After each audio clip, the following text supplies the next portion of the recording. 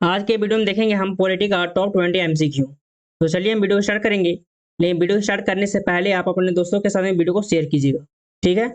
और इस पीपीटी का अगर आप पीडीएफ चाहते हैं तो टेलीग्राम पर ज्वाइन कर लीजिएगा, ठीक है। चैनल का नाम है ओपीके स्टडी, ठीक है। चलिए वीडियो स्टार्ट करते हैं।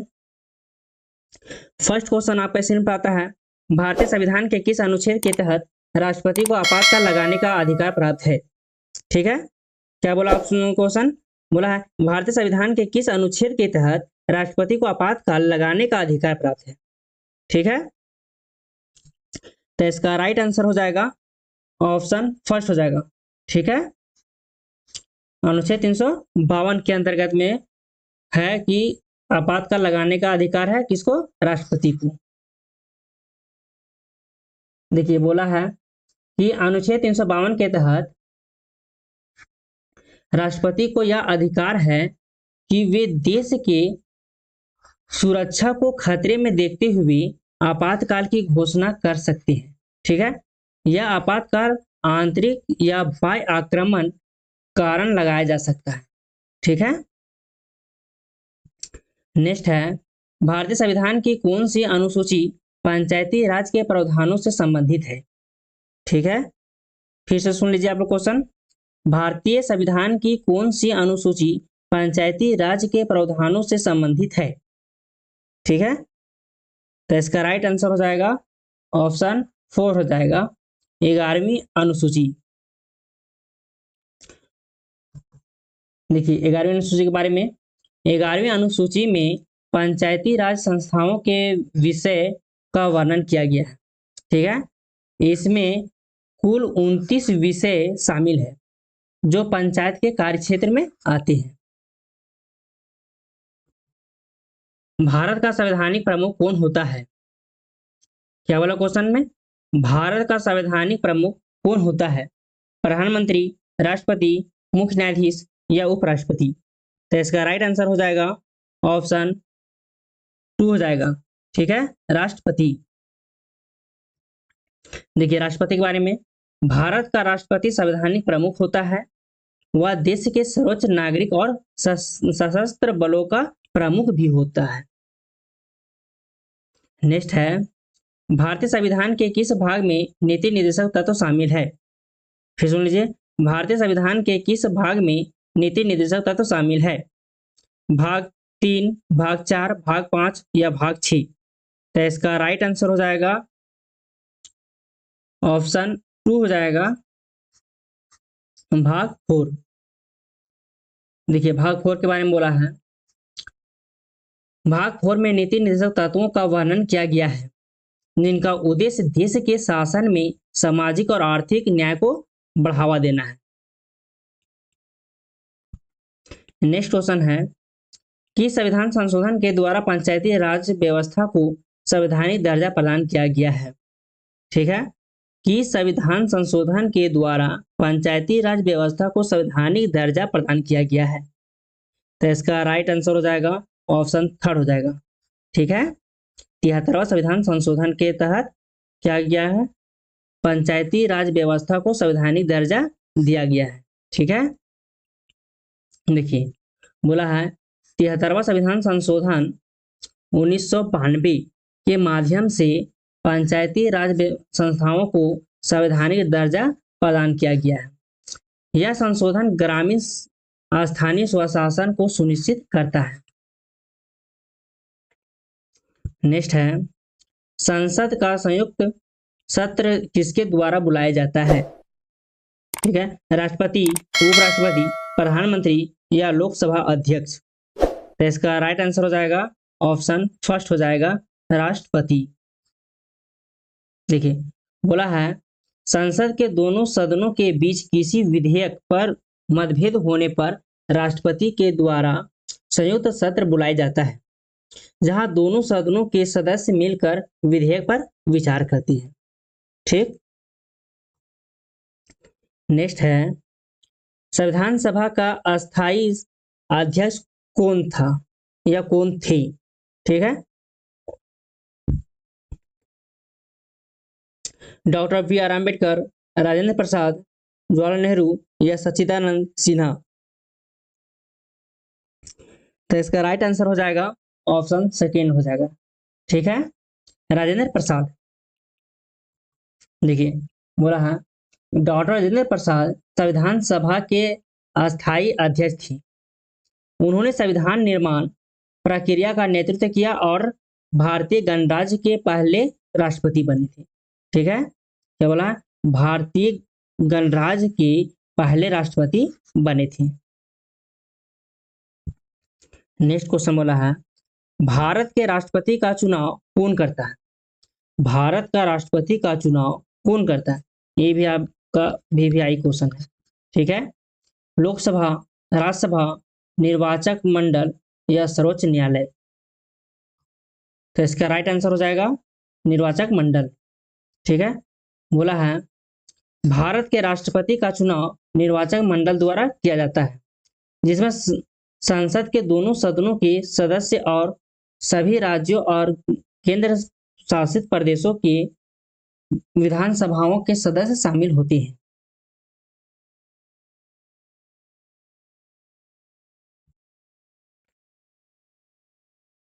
ये बोला है भारत के राष्ट्रपति का चुनाव कौन करता है? भारत का राष्ट्रपति का चुनाव कौन करता है? इसका राइट आंसर हो जाएगा ऑप्शन थर्ड हो जाएगा निर्वाचक मंडल। ठीक है, नेक्स्ट क्वेश्चन है आपका, सुन पाता है संविधान के किस अनुच्छेद के तहत समानता का अधिकार प्रदान किया गया है? क्या बोला है संविधान के किस अनुच्छेद के तहत समानता का अधिकार प्रदान किया गया है? अनुच्छेद 14, अनुच्छेद 19 या अनुच्छेद 21, अनुच्छेद 25? तो आप लोग आंसर कीजिए इसका। तो राइट आंसर हो जाएगा ऑप्शन फर्स्ट हो जाएगा अनुच्छेद 14 के तहत समानता का अधिकार प्रदान किया गया है। देखिए बोला है अनुच्छेद 14 के तहत सभी व्यक्तियों को कानून के समक्ष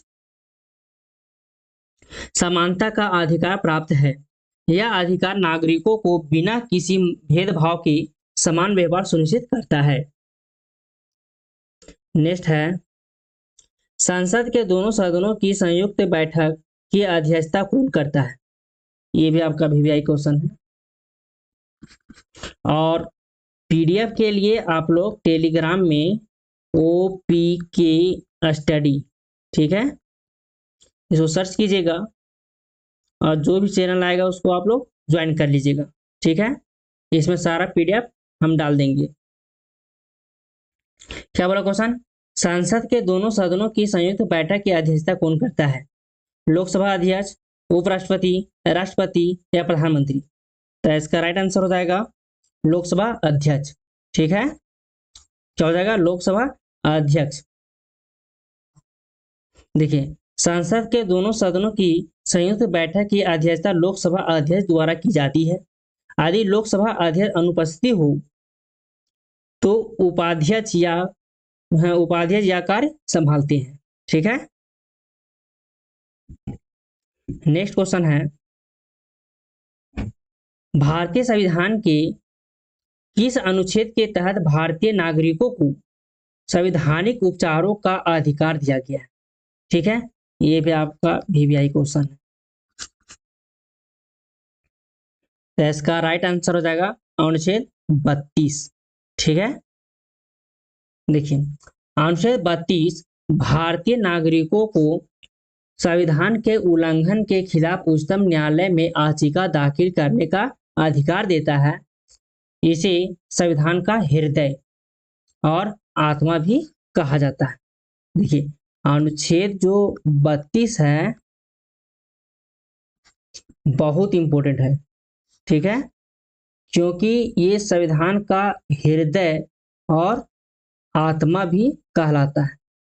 ठीक है, तो इसको आप लोग कॉपी में नोट डाउन कर लीजिएगा। नेक्स्ट है संविधान के अनुच्छेद 370 का संबंध किस राज्य से है? ठीक है, संविधान के अनुच्छेद 370 का संबंध किस राज्य से है? पंजाब, असम, जम्मू एंड कश्मीर और मणिपुर? तो इसका राइट आंसर हो जाएगा जम्मू कश्मीर। ठीक है, देखिए बोला है 370 जम्मू और कश्मीर को विशेष राज्य का दर्जा प्रदान करता था। ठीक है, हालांकि 5 अगस्त 2019 को इसे हटा दिया गया और राज्य को 2 केंद्र शासित प्रदेशों में विभाजित कर दिया गया।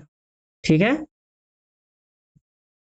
नेक्स्ट है, भारतीय संसद में धन विधेयक सबसे पहली कहां प्रस्तुत किया गया? ठीक है, बोला है भारतीय संसद में धन विधेयक सबसे पहले कहां प्रस्तुत किया जाता है? तो इसका राइट आंसर हो जाएगा लोकसभा। ठीक है, जो धन विधेयक होता है सबसे पहले कहां प्रस्तुत किया जाता है? लोकसभा अध्यक्ष। देखिए यह बोला है लोकसभा में धन विधेयक केवल लोकसभा में ही प्रस्तुत किया जा सकता है। राज्यसभा इसमें संशोधन तो कर सकती है लेकिन उसे अस्वीकार नहीं कर सकती है। नेक्स्ट है, संविधान के किस अनुच्छेद में मूल अधिकारों का निलंबन का प्रावधान है?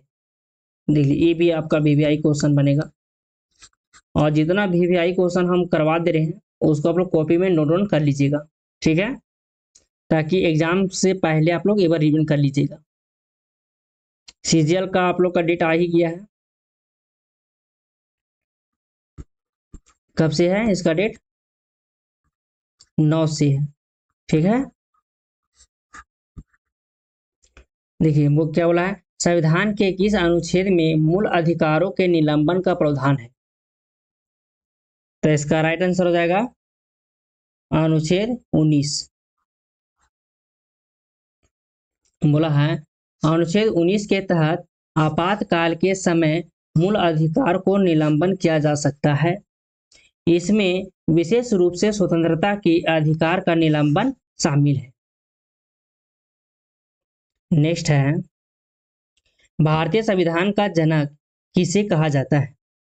ठीक है, अब ये पुराना क्वेश्चन हो गया। भारतीय संविधान का जनक किसे कहा जाता है? तो इसका राइट आंसर हो जाएगा doctor B R Ambedkar ji को। ठीक है, देखिए बोला है डॉक्टर बी आर अम्बेडकर को भारतीय संविधान का जनक कहा जाता है और संविधान सभा की प्रारूप समिति का अध्यक्ष के रूप में कार्य किया और भारतीय संविधान के निर्माण में प्रमुख भूमिका निभाई थी। नेक्स्ट है, भारतीय संविधान का संविधान संशोधन किस अनुच्छेद के तहत किया जा सकता है? ये भी आपका वीवीआई क्वेश्चन है। बोला है भारतीय संविधान का संविधान संशोधन किस अनुच्छेद के तहत किया जा सकता है? ठीक है, 356, 360, 368, 370। ठीक है, तो इसका राइट आंसर हो जाएगा आपका 368, अनुच्छेद 368। देखिए बोला है अनुच्छेद 368 के तहत भारतीय संविधान संशोधन किया जा सकता है। ठीक है, यह प्रक्रिया संसद द्वारा की जाती है और संविधान में आवश्यकता अनुसार परिवर्तन किए जाते हैं। नेक्स्ट है, राष्ट्रीय आपातकाल की घोषणा किसके अनुशंसा पर की जाती है? ठीक है, नेशनल इमरजेंसी है वह किनके कहने पर किया जाता है? तो ये हो जाएगा केंद्रीय मंत्रिमंडल। देखिए बोला है राष्ट्रीय आपातकाल की घोषणा राष्ट्रपति द्वारा केंद्रीय मंत्रिमंडल की सलाह पर की जाती है। ठीक है, यह संविधान के अनुच्छेद 352 के तहत किया जाता है। नेक्स्ट है, भारतीय संविधान के किस अनुच्छेद के तहत मौलिक कर्तव्यों का प्रावधान है? मौलिक कर्तव्य।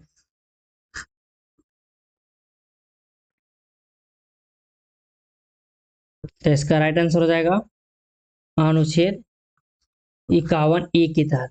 ठीक है, बोला है अनुच्छेद 51A के तहत भारतीय नागरिकों के लिए 11 मौलिक कर्तव्यों का प्रावधान है।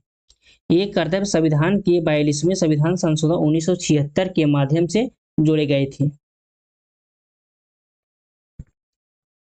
नेक्स्ट है, राज्यपाल की नियुक्ति कौन करता है? राज्यपाल की नियुक्ति कौन करता है? इसका राइट आंसर हो जाएगा राष्ट्रपति के द्वारा राज्यपाल की नियुक्ति की जाती है। बोला है राज्यपाल की नियुक्ति भारत के राष्ट्रपति द्वारा की जाती है। राज्यपाल राज्य का संवैधानिक प्रमुख होता है। नेक्स्ट है किस अनुच्छेद के तहत राष्ट्रपति के पास माफी देने की शक्ति है? ठीक है, ये आपका वीवीआई क्वेश्चन है। तो अनुच्छेद 72 के तहत माफी देने का शक्ति प्रदान किया गया है राष्ट्रपति को। बोला है अनुच्छेद 72 के तहत राष्ट्रपति को माफी देने, सजा कम करने या सजा को बदलने का अधिकार है। यह शक्ति विशेष रूप से मृत्यु दंड के मामलों में लागू होती है।